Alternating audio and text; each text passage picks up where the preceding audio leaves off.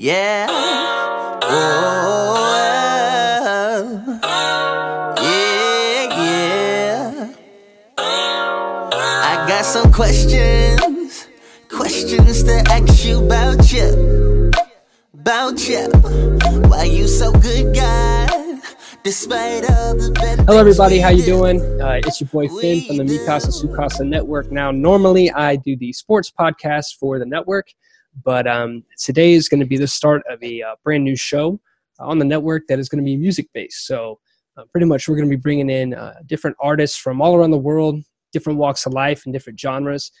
Bring them on, give them a chance to talk about their experiences, what they're trying to do with their music, and maybe introduce you guys to some songs that you didn't know were out there. Some good ones, maybe some bad ones, maybe some weird ones. Music is, some of the greatest musicians of all time. Sounded horrible to some people. I'm thinking Bob Dylan, and then to others it sounded beautiful. So anyways, joining me today is a sorry if I shred the genre, but Christian hip-hop gospel artist, Alan B., a very good friend of mine. How you doing, Alan? What's going on, man? It's good to have you on the show, man. I met Alan through the very popular video game PlayerUnknown Battleground. Great joined the game, and I played good enough for him to want to play with me more. And then we discovered that we had a mutual connection. That mutual connection is a artist named CJ King. CJ King, great artist. Great artist, absolutely great. And we'll link his stuff here and hopefully have CJ on the show. He's a real nice guy. But I met CJ at college at Liberty, kind of before he kind of got big within the Christian rap. Would it be a Christian rapper? Or yeah, he's around that genre. So how did you come across CJ and befriend him? CJ, well, I actually have a DJ that goes to church with me, and he would actually play a lot of CJ's music, and I was like, man, who is this guy? And so he directed me to. He said, oh, I'm from Atlanta. I know CJ very well. He directed me to his music, and I was listening to it. And I'm like, wow, man, this is dope. And one day I just hit him up on Instagram, and we just got pretty cool. Very, very dope, down-to-earth artist, very talented, and definitely going far in places. So we just got cool ever since then, and hopefully actually look forward to working with him in the future. But, yeah. He's a real soft-spoken guy, man. I don't know if you've had any kind of face-to-face interaction with him, but once again, I kind of knew him before. I don't know where he was within his career. I knew that he talked a lot. It was a communications class, so we were asked to talk a lot, and right. He was just not very. He just kind of kept his own. He talked to people, was alive, very funny guy, but he's real quiet. And then you see him on stage, church boy. Yeah. I'm like, that is not the same CJ from comms class. I have to show you this picture, man, where we got handed out these plates for the teacher. She was a real nice lady. She was a TA, I think. So it wasn't even like a professor. It was just a grad student at the school. But she gave us these plates with our personalities for the class written on them. So obviously I got class clown or whatever. So anyway, we're all up taking our pictures, and I'm right up there with CJ, and I got my arm around this chair with nothing, and then I posted it up. I said, look, what did I say? Manti Te'o's girlfriend does exist. I had comms with her. I think your phone gonna give you that message. 20%. Nah, someone just called me. Edit that out. Yeah, no worries, man, no worries. So, but yeah, I had my arm around a chair. There's nobody in it. And I'm like, yeah, I went to college with Manti Te'o's girlfriend, and I don't know, I ended up getting blasted for it, so it wasn't that funny. So, class tried too hard. But that was CJ, but we're not here to talk about CJ. We're here to talk about you. So, kicking off the podcast, you probably heard this song. That is the lead-off song to your EP known as the Playbook EP, which you can be found on, I'd imagine iTunes, Amazon, Spotify, the whole works. Tell me a little bit about that track, Noya. What is it about lyrically? Maybe inspiration. Obviously we kind of know your inspiration as a gospel artist, but is there any kind of personal experiences within that? Man, Noya. Well, I feel like everyone comes from different a different walk in life, in a sense. So the way I go about worshiping God, or just getting to know him, you might have a different method that you know what I'm saying? Everyone has their thing. me, I like to be in my room and I like to just vibe out, like in the dark, maybe like some lights here and there. And that's how I connect. Like I get my quiet time. Yours might be, playing video games or going running. Right. And so the song is very simple. It's just about getting to know God on a deeper level to where we're comfortable. And I think like in this generation, we're so used to, oh, you have to do it this way or you have to do it this way. But like what God revealed to me is that like it's no specific way like to knowing him. It's just you doing it in your own way. You know what I'm saying? So like he wants us for who we are, not who the world paints, the way to him. You know what I'm saying? So it's really just about, just getting to know him in our own way. Basically, it's yeah, that's all it is. So I'll tell you 2 ways I connected with that per se. The first one is you're a South Carolina guy. I'm a North Carolina guy. So that obviously screams Bible Belt. And, yeah, definitely. There's no, I mean, I can't say there's no right or wrong way. We're not a political podcast, but the whole point is the Bible Belt is very, it has this tendencies to be old school, very by the book. You can't watch this show. You can't read these books. You can't listen to this music. So I feel like your message comes across that way. It's like, hold on, let's not limit the way people can express their faith and closeness to God. And I connect with that because we've had a lot of talks, and some of the people on the show know that I'm a metal vocalist in a metal band. And I would say a good 50%, if not more, of metal bands are Christian. A lot of people don't know that. And you think, how can these guys pig squealing and screaming, and how can they worship God? And one of the guy, he was I don't want to misquote, so I believe it was this guy from a band called We Came as Rome. Actually, it was August Burns Red. That's what it was. August Burns Red, huge Christian metal band. But they were asking him about, how can he worship God? How can he essentially do that while screaming, sounding like a demon? And he was talking about how, I guess he was talking about David in the Bible. I guess there's this portion where he goes up to the mountains and he screams it from the mountaintops. And he was like, he doesn't yell it from the mountaintops. He doesn't speak it from the mountaintops. He screams it from the God. And that's how he connected. Wow. So I feel like, with that song, I feel like that's something that even if you're not a follower, or a Christian or whatever, listen to that song. I think it all just kind of comes down to be who you are and become a good person, or, and connect with what you want to connect with, that who you are. You don't have to change who you are to connect to something. So definitely. I dig that. How many songs are on the EP? I was speaking to it is 7 songs are on there. 7 songs. Now, are all within your writing process, do you try and keep them all pretty strictly, Christian? Are they kind of Christian based, or you just kind of, whatever track comes up, whatever you're influenced by, you go at that? Well, I'm very weird with my writing. And it's really weird because sometimes I'll hear things and I don't even know where they come from or why I'm even saying them. But every single song on the EP was something that I dealt with. And the weird part about it, the crazy part about it, which makes God so real to me, is that some of the songs I wrote before I even went through it. So in a sense, my songs kind of saved my life. Okay. So it's like he was preparing me for something that I didn't even know was going to happen down the line. And so every song that I've written was a different stage in my life. I dealt with it's a song in there called Pain. And I dealt with the time in my life where I was just dealing with so much depression, so much hurt, but people on the outside would never know it. I would go around and I would smile in their face and things. But when I get home, I'm just over with myself. Right. And the song just basically talks about how I think I'm so much stronger than everyone else because I can hold all that pain inside and be okay on the outside, but internally be destroying myself. And so it's just saying we don't have to hold that pain. We just give it to the right person, which is God, and he can literally eliminate it with our trust. For sure. So that's just one of the songs, just explaining some different things that we as humans and just people go through. Everyone has, I'm sure you and everyone else has had a rough spot or patch in their life where they've felt pain, they felt overwhelmed, and it's just God is that pain reliever, and just knowing that. So I dig it, man. I really like that. Now, getting more into songwriting, I want to ask you some questions about how much input. I've never really done hip hop before. I've never even tried. I don't have a SoundCloud alter ego that you can go look up some really bad raps.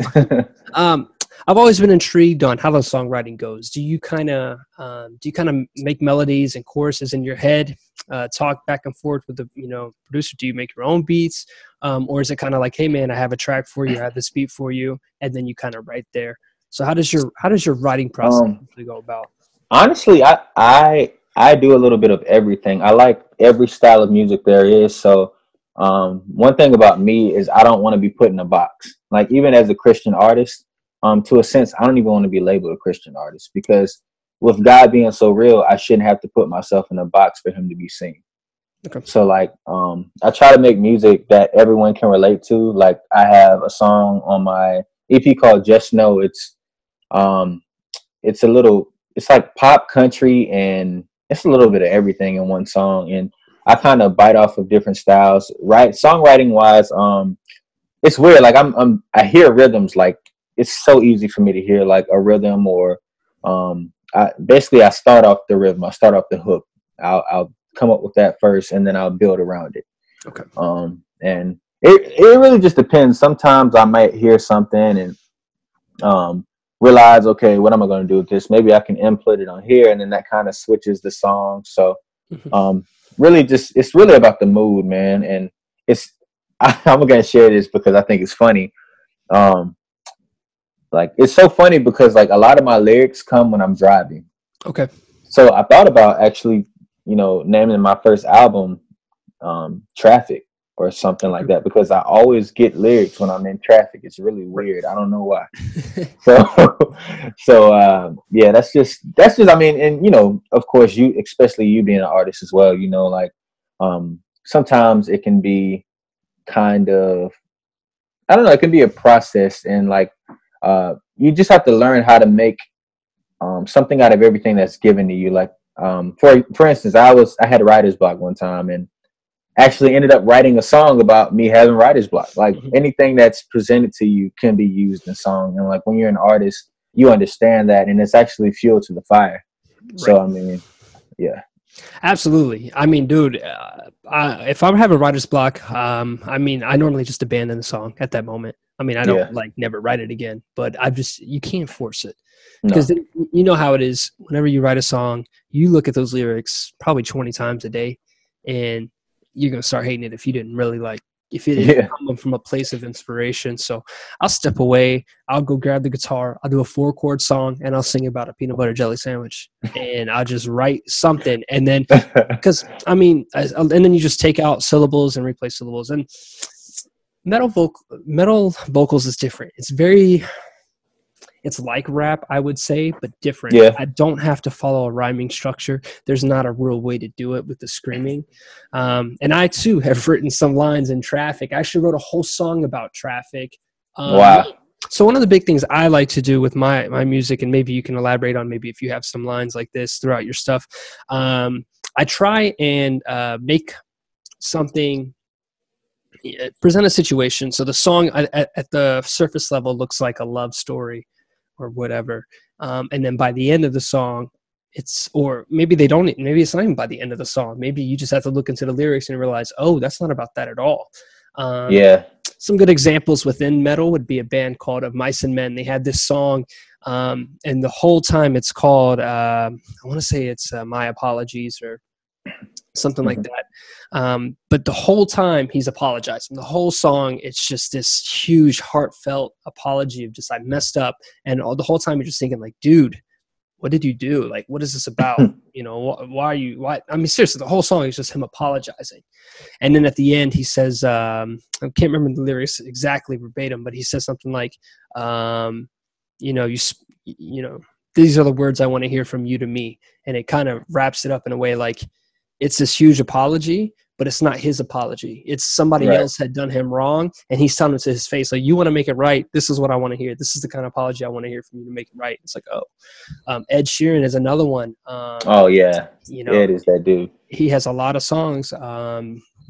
Small Bump is one of them, where he's singing. It sounds like a father singing to his unborn son, and then at the end he wraps it up and it ends up being a miscarriage. And Wow. he changes the chorus. The chorus changes to, you were just a small bump unborn. Well, it was, you were just a small bump unborn in 4 months, then brought to life. Yeah, he's an excellent songwriter, by the way. Phenomenal. That dude is crazy, man. Phenomenal. And then it's crazy. like by the end, it's like you were just a small bump unborn and then torn from life or something like that. But the whole point was a miscarriage. So Right. That's something that I would do. And one of the ones within traffic was I was just so angry. I'm in DC right now. I'm in the DC area. So it's just brutal traffic. And I'm not going to like sing the way it went, but the line was stop and go. All these red lights know is stop and go, stop and go. And it's a lot of layered vocals on top of it, like stop and go, all these red lights. I don't know, I'm not going to sing it here on the podcast, but the whole point was, it's like you look at it and you're like, what is stop and go? All these red lights know is stop and go. And it was like, I was going to, the song itself was going to be about how people just follow the 9 to 5, day to day, in and out. Like, I get a job so I can get a promotion, so I can get to do more work, to get another job, get another promotion, and then drive home every day in this boring traffic kind of deal. And it was just like this breakdown part of the song was just talking about sitting in your car staring at red lights, just in stop and go traffic. So same thing. Yeah, definitely. Whether those get replaced or whether you kind of go with it. So one of the big things recently with artists has been, I wouldn't say controversial, but speaking out on some of the big things. And obviously that being the big one that came out to, the other day was This Is America by Childish Gambino. So I just watched that today for the first. You just watched it today? Well, tell me what your thoughts about it are. Let's see. You know what? I watched it, and at first I was kind of thrown off by it. I'm not gonna lie, because I was just like, okay, this is kind of weird, but at the same time, I have to agree with it. Mm-hmm. And the reason why I say that is because we live in a world where things just don't matter. Like, it's like death. Like, I'm gonna put it like this: like, we treat like death like it's normal, and it is normal. But I don't know. I just feel like we treat certain things like they don't matter, and life is just gonna keep going on, and to the point where we don't address it because it's like we expect it. We're waiting for the next one. The other day is crazy because I was just watching the news, and I'm like, man, why every time I turn the news on, there's a school shooting or there's something? Like, if there's so many school shootings, why can't we as a country figure out a way to eliminate these issues? Of course, you can't stop people from doing what they're going to do, but you can find a way to, definitely minimize those happenings. And it's just like, we have our sob story, and then the next day it's just a new day. Right. What's kind of bothered me about it is, I mean, I love the video. Before I even start that, before I start my first line after asking about This Is America, saying what bothers me with it is I have zero problems with the video. I love the video. I think it's a very raw message. A lot of the things that you kind of go back and you see the care of the guns after he shot somebody versus the care of the people that were shot. Obviously, we watched like YouTube reaction videos. Me and my wife did for like an hour of just people reacting to those two scenes. But one of the big things was after the guns get shot, he hands it to somebody who like has like this red towel, and they're like wrapping and taking care of the guns while other people just dragging the bodies away. Talking about what? Oh yeah. Right. And it kind of feels like those arguments you were just talking about, with the school shootings arising, and, we're not going to get here political on this show. You may have your feelings about gun control or not, but the whole point is this a huge value on guns and not a huge value on the people. I think that was a message he was portraying, as we cared more about the care of guns. Obviously they were talking about his shorts. He was shirtless, and he was not shorts, these pants. And I guess they were the like slave pants from back in the Confederacy, or Confederate uniform pants. And there's just so many things. The stance he had in that first shot was, the stance mimicking the Jim Crow. But I think it's a necessary video. It's supposed to make you feel uncomfortable. Man. If you're going to make a statement, it's supposed to make you look at it and go, whatever side of the fence you're on, it's supposed to shock. I think he did a good job at that, and I like it. Yeah, man. he definitely did an awesome job at that. Right. But yeah, I definitely think that was something that shook a lot of people's heads, that really woke a lot of people up, honestly. But Right. um, Do you feel a calling as an artist? This is something I struggle with. Is whenever I'm writing, I always tell myself I don't want to get too political. Not that I'm afraid or I don't have feelings on those things. It's just I don't feel that calling because I don't feel educated enough to speak out on. I see what you're saying. That doesn't mean that somebody else may not want to do it because they don't feel educated. That's just my personal reasons. Do you feel like you kind of you take this good vibe and speaking on personal experiences, or do you kind of feel a calling to address some of the different things, whether it be through your experiences or just seeing things in the media to kind of put that in song? Or where do your kind of inspirations lie? A lot of times, I try to. I'm going to be honest. A lot of times, I try to stay away from a lot of political things. But if I feel like it's an issue that definitely needs to be addressed, and I'm very if I feel very strongly about it, and God gives me something that I can't ignore, then yes, I would definitely speak on that. And if I knew that it would, kind of, shake heads or make people think differently, then of course I definitely would.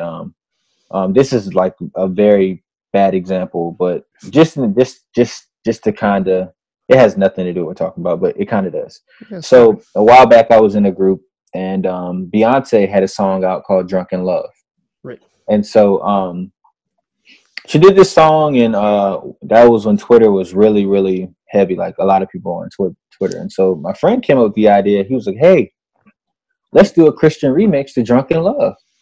And I'm like, how in the world are we going to do that? Right. Like, how are we going to do this? So we did it. And he actually took it down now because we're no longer a group. But what happened was we would go on Twitter, and everyone that was hashtagging and talking about it, we would tweet them the link, "Hey, check out." And people would literally laugh at us. And so we ended up having the biggest Christian Drunken Love remix on YouTube. It was like over 100,000 views, and people were like, how can they do this? And it was just controversy. And like, I kind of relate that to different things. Like, it's like a lot of times, like as a country, the people don't want us to speak. They don't want us to talk about certain things. It's just, I don't know. It's kind of sad. It's like you want us to just ignore these issues, don't address them. But I don't know. I just feel like if you're human, and there's no way you can ignore some of this stuff. I'm not saying that. I don't know. I guess the right people will be instructed to speak. And I feel like with what you said with like being educated enough, that's my thing. Like a lot of times, like I want to say something, but I'm like, all right, I'm not going to say anything too quick to where I get trapped, and I can't back what I'm talking about.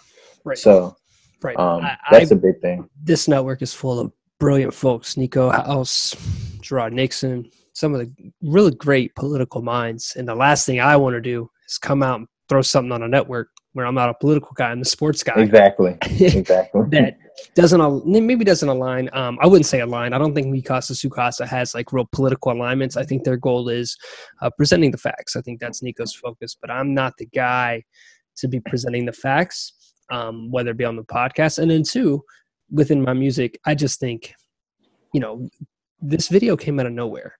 This wasn't, as far as I saw, this wasn't an advertised video. Donald Glover isn't, and that's Childish Gambino, isn't necessarily the most vocal person I've ever seen on these issues.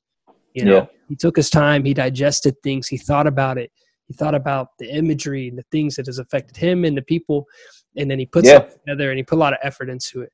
And I feel like that's a great thing to consider, is instead of spatting all the time, because you're not going to get anywhere on Facebook. You're not going to get anywhere on Twitter, spatting with folks every single day, right? But it's the people, what do I say? It's not when the person that's talking all the time speaks the loudest. It's when the person that never talks speaks that people pay attention. So that's something where I felt that was the real impact. Right there. I feel like it was the real impact with Glover, was just like, he hasn't really done music in a minute. there were talks about him retiring Childish Gambino as an artist, or as the name, and then still doing music, but under different name or just in his own lane. Kind of underwire. He's been doing the television shows. He's in the new Star Wars that's coming out, and then bam, drops this video. And I think that's the perfect thing. And I think we need to model ourselves after that when we're talking about social activists and trying to make people. It's not about getting on and talking all the time, because you're just going to fill up everybody's Facebook feed and Twitter feed, and everybody's going to ignore you. And somebody's going to label you a racist nut. Someone's going to label you a social justice warrior or whatever. Instead of taking labels, just be you, take your experiences, and then hit them with something that's well thought out, planned, that's impactful. It makes people think. That's what I like about the video. He hasn't explained anything. He hasn't come out and said anything about the video. He just made a video and a song and released it, and that's true. Let people, and that's the dialogue. I think that's. I mean, it's one of those videos where he doesn't have to speak. He really doesn't. Like, I mean, he doesn't. What is there to say? Like, I mean, right. I mean, so many little things. Even the what was it called? The Koala, which is like a South African dance. So that kind of labels in the South African issue that's going on with the people, kind of rising up and taking back land from white landowners and stuff like that. So crazy stuff. Let me change the mood here. Back to you. You've done a lot of performing, live performances.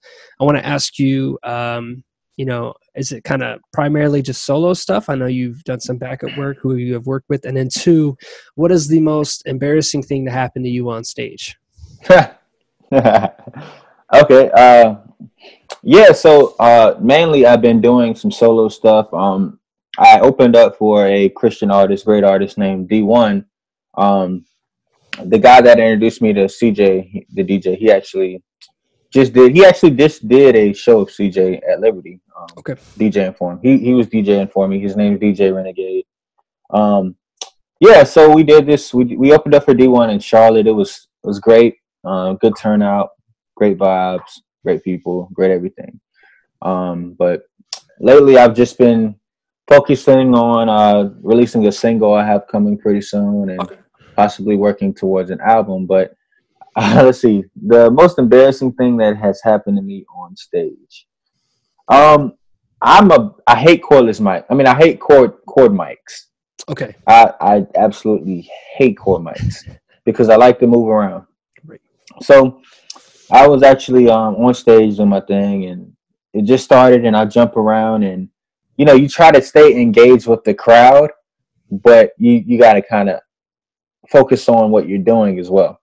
So it got to the point where sometimes I'm not the best multitasker. Mm-hmm. So I jumped around, I stepped on the cord on the mic, it came out, so I couldn't hear myself. So the whole time I'm trying to keep moving, keep engaging, and put the mic back in. And so I'm trying to do all that and realize I'm not getting this mic anywhere. So I reach down and get it in. I start putting it in. I'm just boggling it, fidgeting. It's all going Finally get it in, put it back in, and then I forget my lyrics. And so people are looking at me, and I'm just like, all right, you know what? I'm just gonna. I'm just gonna have to do this. And so finally I realized where I was in the song. It was very embarrassing, and a lot of people were probably laughing, but I look back and just see the growth from that. For sure. And know that if I have a cord mic, I have to kind of figure out how far I can go, how far I can't go, right, and just different things like that. But it's never perfect, man. I just take it as like one day you're going to be headlining a tour, and you're going to have some young guy that's opening for you, and he's going to mess up, and he's going to have a bad show, and you're just going to have to mentor him and just be like, hey, bro. Yeah, man. That's what it's about. We've all done it. I've come in a measure early. One of the big issues with metal and not having an earpiece is timing, obviously, within the song. It's very loud. Definitely. I mean, it's very, very loud. We have 3 guitars, and they're just ripping a full drum kit that's playing extremely fast. Yeah. And there's a part, it's a cue. All of it's kind of the same, like the intro to this song and then the verse, very similar guitar parts. So it wasn't like a shift from verse to chorus and I'm singing the chorus too early in the song. I mean, it all flows. So I didn't even know I was off time. So what ended up happening is, during the intro, it's 4 bars of this intro guitar riff. And one of the guitars right before the bar I'm supposed to go in does something just a little bit different. But I had actually been, talking about moving around the vocalist. And everybody's playing an instrument. I don't really have anything in my hand. So I'm the crowd, so I'm bouncing far. And I go right next to our one of the guitar players' amps, this big old amp behind me. It's not the one that I'm waiting on the cue for. So all I hear is this guy's guitar, and I'm running out of time. And I go, oh, snap, am I late? Has he played that part already? Because I can't hear any of the other guitars. I can only hear the guitar amp right behind me at this moment because I just ended up behind it. So I was like, oh, snap. So I run to the mic because it was on the stand. And I start screaming. And it's perfectly fine with the song, once again, because the guitar and these parts don't change. But it's when we hit the chorus, and I've already screamed the first part of the chorus. And then now my buddy's supposed to come in and sing his line. And then there's just this awkward. But you know what? When you're an up-and-coming kind of band and artist, or you're you're playing a song that isn't out yet, you know how it is. Nobody knows the lyrics. Yeah, that's it. Get back in time and do your thing. Let it be. So what is I'm a big lyrics guy, and I know we've talked a little bit. What is your proudest line? What line are you, whether it be clever, whether it be just an inspirative line, your favorite line to sing or play, but what is it could be a couple lines if it's fine, if it's one thought or whatever. My favorite line? I know that was on the spot. You probably have a lot of music, a lot of lines. All right, let's see. Let me think about this for a second. Okay. I would have to say it's in this song. Man, I got too many. Okay. Well, I can stall. I can absolutely talk about the Rockets and the Warriors going on tonight. Okay, I got that. I got you. All right, here we go.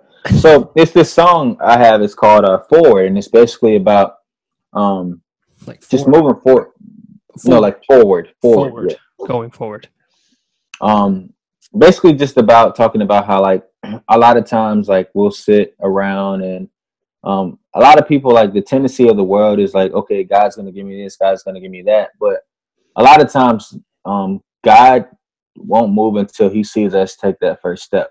Okay. So it's just about basically planting the seed, and then he elevates us to the next level. So it's this line I say, just talking about, it goes, teach me how to live a spirit-led life.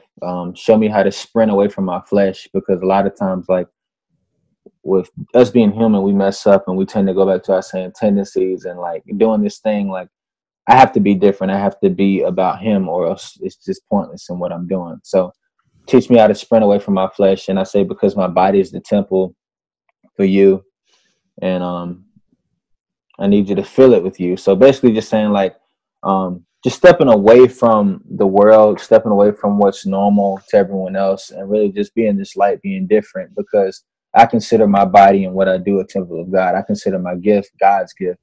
And so I'm saying, with me removing myself from myself, that creates room for him to fill me with him. So I thought that line is really my motto, so yeah. I dig it, man. Well, you got any shows coming up? Any stuff you got going on? I'm actually kind of chilling now. Well, I'm in the process of working on possibly having a tour. I don't know if it's going to be this summer or next summer, but I'm in the process of doing a tour with 2 other great artists, so Morgan Peoples and Anthony Ray. First time I'm publicly saying that, but we're working on something. And I will be going to Los Angeles, California in August. My girlfriend's actually thinking about moving up there, but meeting with a few people. My great friend, DJ Standout. He's one of the great DJ in the Christian industry and in the industry period. He's a great guy. Meeting up with him and possibly doing an open mic or something. But right now it's been kind of chill, kind of low key. Just working on my craft, and eventually definitely going to be traveling a little bit more. just really just getting things out there. Networking is key. So exactly. You just got back from Boston, right? You said you were doing did a show up there. Yeah, it was. It was actually. I'm actually going to Boston in September. It's actually New York that I came from. Ah, that's what it was. So yeah. I think Nico House, the head guy of this network, went over to Boston. That's probably where I got that confused. So, okay. Anyways, so yeah, man. I really enjoyed having you on the show today. Yeah, thanks for having me, man. Yeah, absolutely, guys. If you whether you're into gospel music, you're into hip hop music, or if you're not into it, give it a listen. We're gonna finish up this podcast with the song "Know Ya," the same one we kind of opened it up a little bit. We're gonna play this one out. Or I'm sorry for cutting you off, man. Or if you're a Miami Dolphins fan, I would love to connect with you. I'm the biggest Miami Dolphin fan on the planet. Literally, I can probably name every player on the team, including the coaching staff. So we're gonna have probably a bad season, but. You know, that we'll save that for another time. You got Mika. Right. Follow Alan on Twitter at it's going to be I am Alan B. On Facebook, you can find him at the same thing. That's I am Alan B. And Instagram at I am Alan B. You got it, man. You can get. I had it all pull up here, all a little interview prepped. You can view his stuff. We're going to put a YouTube link to his Playbook EP songs here in the description below. You can find his stuff on iTunes. You can find his stuff on Amazon. So make sure you guys are checking that out if you enjoy it. And this is Finn. I hope you guys enjoy this music podcast. We got plenty more guests to come. Hopefully we can have Alan back, maybe have him on the sports podcast, and we can talk a little bit more of those Miami. Definitely. So thank you for joining me again today. And that's a wrap, folks. All right, man.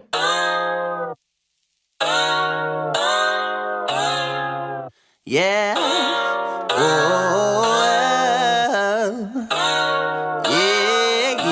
Yeah. I got some questions to ask you about you. Why you so good, God, despite all the bad things we do. Give me a place where I can run away. So many questions for you, mysteries. All I wanna do is see your face. I just wanna know you more, yeah. I just wanna take the time to know ya. Read about your words so I can know ya.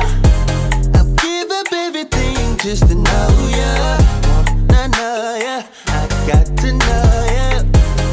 I just wanna take the time to know ya. Read about your words so I can know ya. I'll give up everything just to know ya. Wanna know ya, I gotta know ya.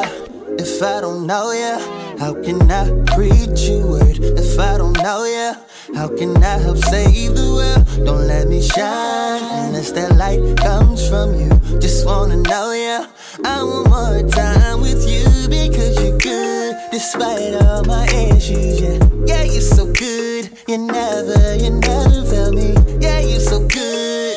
My God, so good. I think we should. Just wanna know ya. I just wanna take the time to know ya. Read about your words so I can know ya. I'll give up everything just to know ya. Wanna know ya, I got to know ya. I just wanna take the time to know ya. Read about your words so I can know ya. I'll give up everything just to know ya. Wanna know ya, I gotta know ya. You made that blind man see, healed men from leprosy. No other can compete.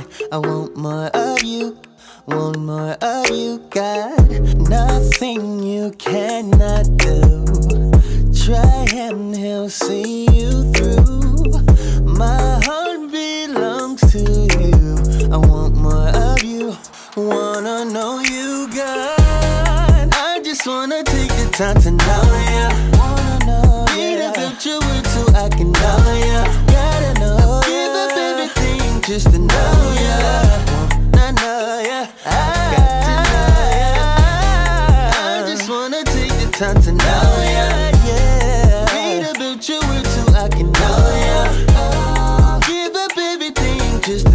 yeah. Nah, nah, yeah. I gotta know,